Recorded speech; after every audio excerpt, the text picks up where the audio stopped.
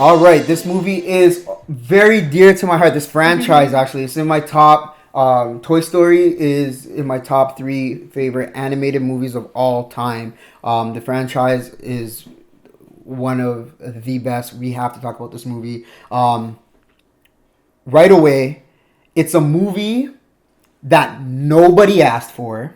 It's a movie that nobody needed because of the way that they ended Toy Story 3. Mm-hmm. Right? But they gave it to us, and I was here for it. And everybody who grew up with Toy Story was here for it. And we went out and we watched this movie. Yeah. And oh my gosh, I'm so happy that they gave it to us. Yeah. And now, a door that was supposed to be closed that they have opened, they have to continue opening more doors for other future movies. Yeah. I cannot just stay at Toy Story 4. Yeah. We need more now because this is what you guys did. Mm-hmm. So, you know what? You guys better give it to us. All right. Let's start off with Anthony. What did you like about this movie?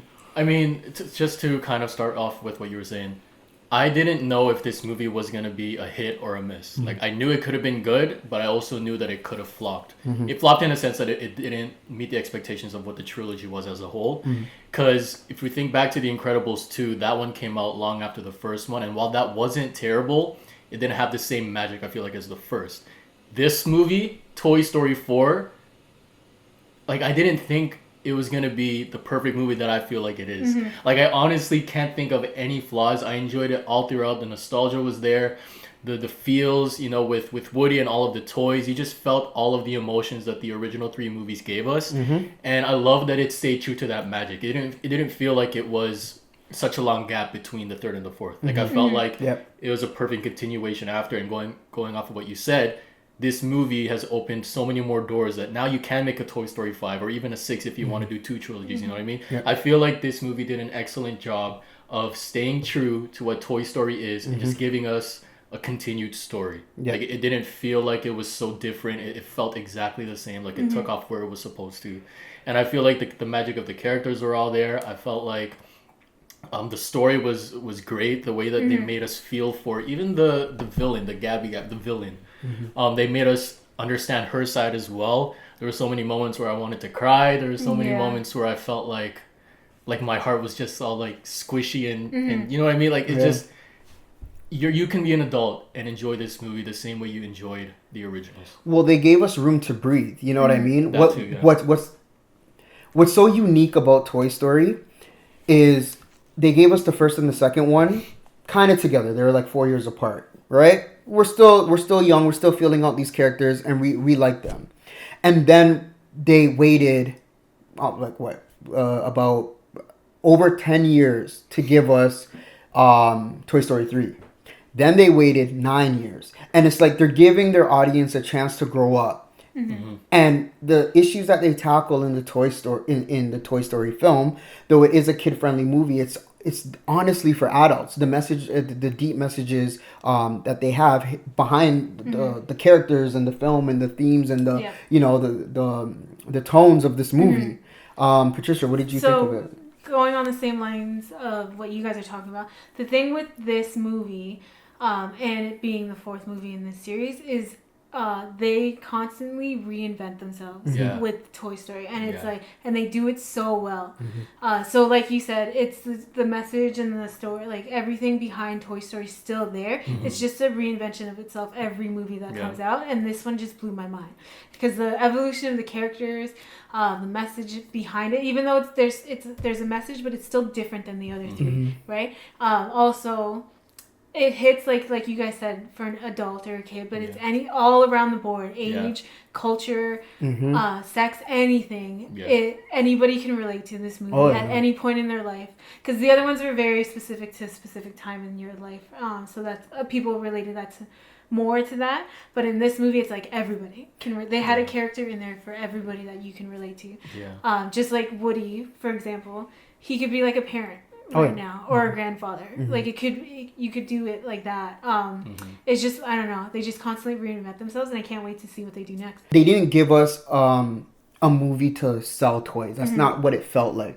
It's like they had a story to tell, and they're like, okay, we're gonna tell it. Yeah. And that's what this movie felt.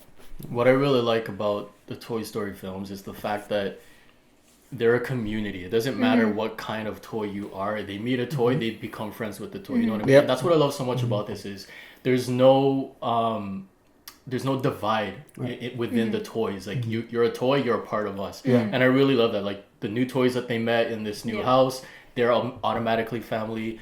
They met Gabby, and all of them, and they're automatically family. Like I just really love that. It's so touching, and it shows you that innocence is there. You know what I mean? Like I love the sense of innocence with all of these toys, and the fact that, you know, it kind of took me back. It's like, yo, when we were kids, that's how we were. We didn't care who you were meeting. Yeah. We didn't care who you were. You meet somebody, you become friends with them, right?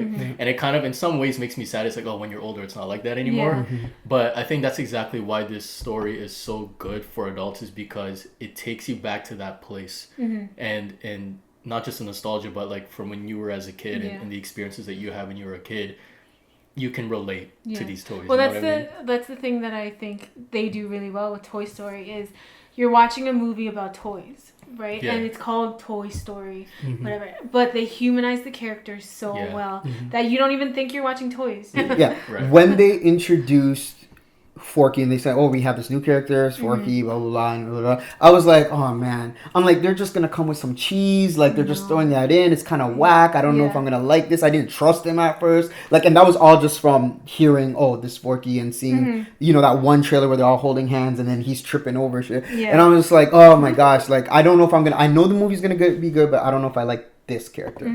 Then I got a little spoof of Key and Peele's characters, Ducky and Bunny, right? Yeah. And that was its own little trailer. And though it was funny, right? To infinity and your mom and stuff like that, right? Like, I was just like, okay, cool. But they're adding these type of characters in there. I'm like, I don't know. Like, is this going to be just for laughs? Or is it going to have some deep meanings to it? And it definitely did.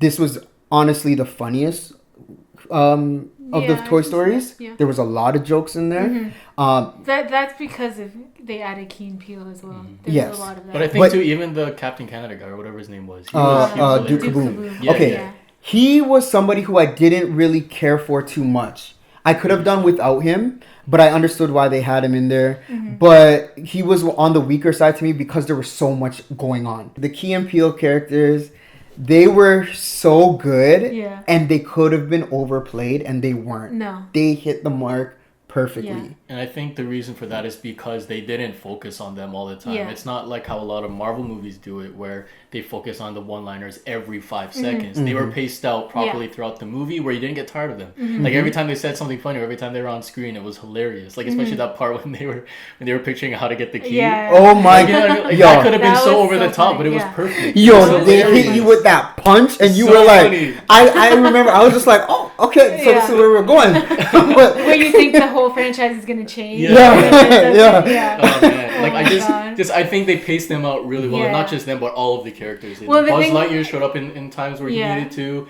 and you know, like all the characters were spaced out properly, that it didn't feel like one was overpowering the other, or you know what I mean? Like it was just well done. The writing, everything, One the character of the development. strongest comedic parts in it was the whole like where they were like showing how they got the key, right? And then when they followed it up with how they actually got the key, awesome. Was the best. That's what I'm saying. This movie was the funniest. The thing, there's so many things that just came back full circle that worked out really well. Like the female knife in the end. I thought they were gonna call her Knifey. Yeah. But the fact that she came, and then they're like, and then you know they started, or Forky started to tell her like, oh, you're one of us. Blah, blah. Like I love that so many things just came full circle. And my favorite thing about this film is that there's endless themes to it. Like there's so many messages you can get from it.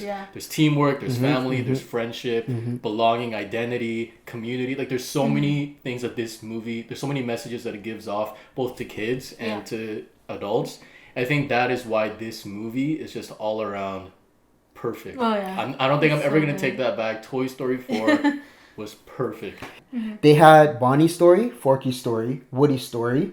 They had Duke Kaboom's story. They had Bunny and Ducky's story. They had Bo Peep's story, and they had Gabby's story. That's 7 stories within this one film in an hour and 40 minutes, right? So and they were able to execute it well and give everybody their due. That being said, our original characters kind of got shafted a little bit, including Buzz. Buzz, yeah. Including Buzz. And Jessie. And Jessie. Yeah. I always felt like the Toy Story franchise was almost like when I look at Woody and Buzz, I look at Iron Man and Captain America. They are the two leads of this franchise. Though Woody is the one, Buzz shouldn't be that far behind. Yeah. And though they were in the RV for like the entire movie almost, and Buzz did leave and do his thing. His little subplot, yeah. But I felt like the rest of the characters didn't get the charm and the magic and everything that they were supposed to, but they did work with what they had. What I have to say about that is, I'm like when I was watching, I was thinking the same thing. I was like, oh, they're not really showing Buzz that much, or he's not getting as much of a highlight that I felt like he would. The reason I'm okay with it is because the fact that they shed more light on these other characters kind of also showed us like, hey, this is a new era for the toys. It's not just gonna be Woody and Buzz. Like it's like everybody got their time to shine. We've already gotten to know Buzz, and I feel like it was like a next step to another generation, so to speak. And I really like that. So I'm okay with it because we know him enough. It's time for us to get to know the others as well. So do we want to move on, like our Toy Story franchise? Do we want to move on with those new characters? Are those the ones that can carry this franchise? I'm not saying that they should carry the franchise, but I like that we got to know them on a deeper level. Okay. So now, like, no matter who has their time on screen, we understand them. You know what I mean? So I think they could still continue, and they should continue with Buzz and all of them because they're an integral part of the story. 100. But at least now all the other side characters aren't so much side characters. They're they're all equally like. I don't think you needed to have everybody didn't have to have a story. No, they didn't have to have a story, but they could have helped more. They could have helped more, but I think, like you were saying, it is the new generation of toys, right? So you don't really, you can leave that for the next movie. Like it opens the door for that movie. Yeah. You can have Buzz have more action or whatever, like more of a story, but I didn't feel like you needed to do that, and I didn't feel like it was misplaced or anything like that. No, I didn't think that it was misplaced. I thought it was very well done. I don't think I've ever seen a movie where characters were underutilized, but it was done so perfectly. You're just speaking on the fact that you would have expected more because of how big Buzz is to the story. Yeah, exactly. Can we talk about how this movie looked? Oh my God, the way? Wow, so good. The animation, so phenomenal. Like, I was watching, real. I was like, how? It looked real. Like the scene where they're walking on the road. Yeah. Forky and crazy. Woody. The cobwebs in the antique store. Yeah. Like when the car was driving on the road too, like for a second, like you forget that it's animated. Yeah, it looks so real. Yeah. It looks so good. God, it's Pixar. You expect that. Yeah. It's just on another level. Yeah, like even better than the last 3 Toy Stories. Oh yeah, 100%. It looks so much better. The beginning definitely set the tone for the movie. This movie was more scarier than a lot of there was a part where I said to myself, or it said out loud, I was like, that got dark real quick. Oh, yeah, the ventriloquist. Yeah. I was like, whoa, this is what it is. And even the kids in the theater got scared, like, wow, they're actually doing this, but it was, It was spot on, and they didn't give too much, but they gave just enough for us to be like, whoa, that was interesting. Yeah. Very cool to see what they did with Bo. And how she wasn't in the third one, and then kind of calling back because it's just like she's a badass. You don't want to just throw Bo didn't really need to be in the third one, right? And that's why she wasn't in it. Yeah. But to go back to her, it's like, oh, we're not just gonna forget about that character that we had in the first 2 movies. We're gonna go back to her and give her a good story, and it wasn't just like, oh, she's in it because she's a female character and whatever. No, she actually had purpose and a story to go with it that helped with Woody's transition into the future. Which is, let's talk about the ending real quick before we move on to the verdict.